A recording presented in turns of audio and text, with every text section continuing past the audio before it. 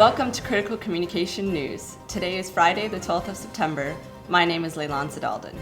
Today in Critical Communication News, there's a broad welcome for EU moves on emergency radio. Formula One teams are told to cut back on radio use.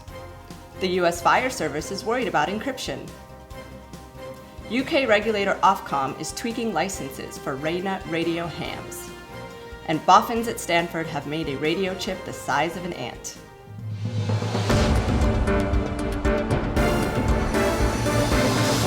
The public safety community has cautiously welcomed EU recommendations that the 700 MHz band be handed over to mobile telephony.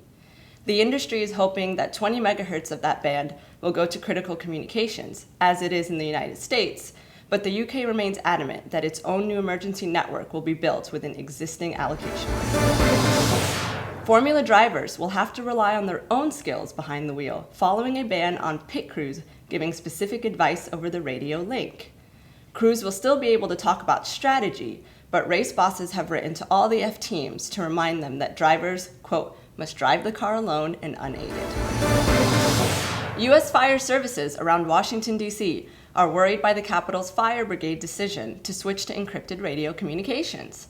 Fire chiefs from Montgomery County said they were worried about a repeat of the situation during the 9/11 disaster, when emergency staff from different counties were unable to communicate properly.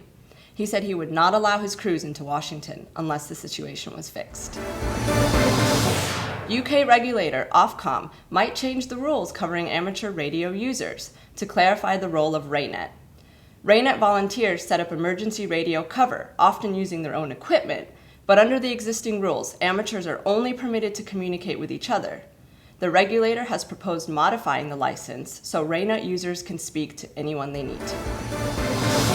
And finally, boffins at Stanford University have managed to squash everything you need for a radio into a chip the size of an ant. The device is powered by the 60 MHz signal it uses to communicate.